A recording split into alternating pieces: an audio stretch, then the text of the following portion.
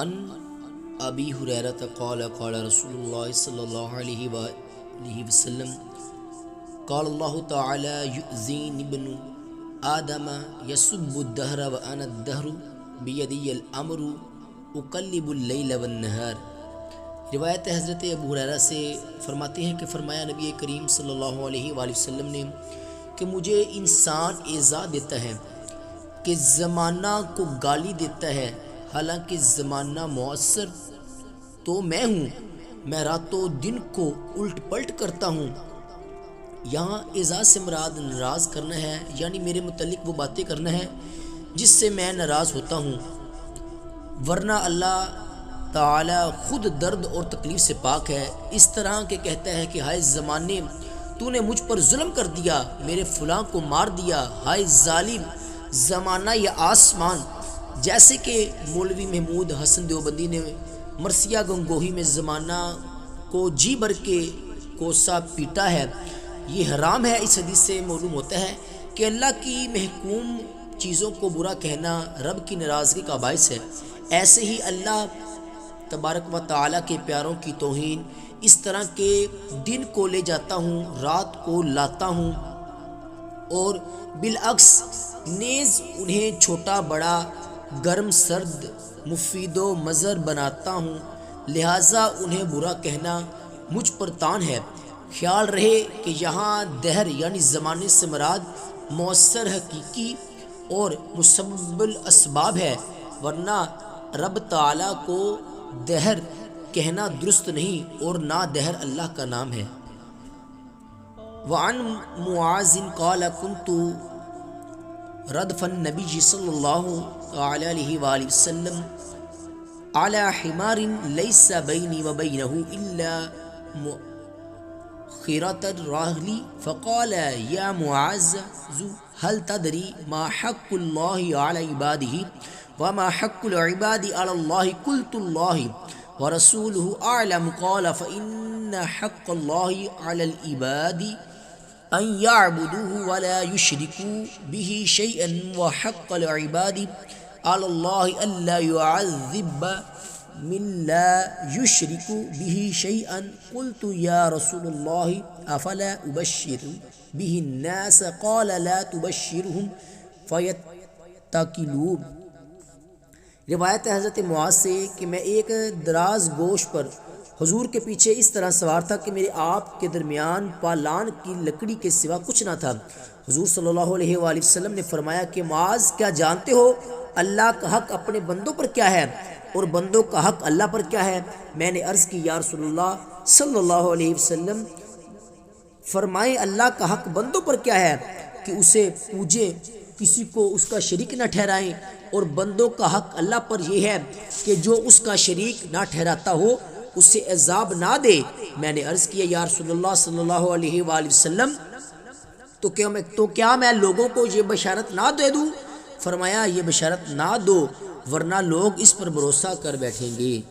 آپ کا نام معاذ بن جبل انصاری خزرجی کنیت ابو عبداللہ ہے، اور بیعت عقبہ کرتے وقت 70 انصار میں آپ بھی تھے۔ بدر اور تمام غزوات میں حضور صلی اللہ علیہ وآلہ وسلم کے ساتھ رہے۔ آپ صلی اللہ علیہ وآلہ وسلم نے آپ کو یمن کا گورنر بنایا، حضرت عمر فاروق نے شام کا حاکم مقرر کیا۔ طاعون امواس بن میں بالعمر 83 سال آپ کی وفات ہوئی۔ شام میں آپ کی روزہ مبارک ہے۔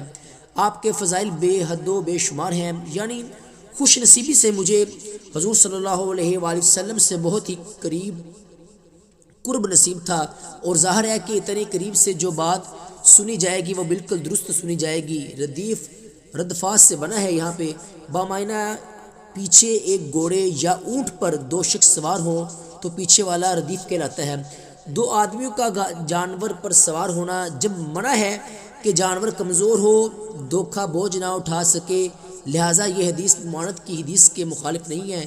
حق کے معنی اور طرح درست ہوں گے، وہ یہ کہ اس کریم نے اپنے ذمہ کرم پر خود لازم فرما لیا کہ عابدوں کو جزا دے دے، کوئی اور اس پر واجب نہیں کر سکتا۔ لہٰذا جن روایتوں میں آیا ہے کہ اللہ پر کسی کا حق نہیں، وہ دوسرے معنی میں ہے کہ کوئی اس پر واجب نہیں کر سکتا۔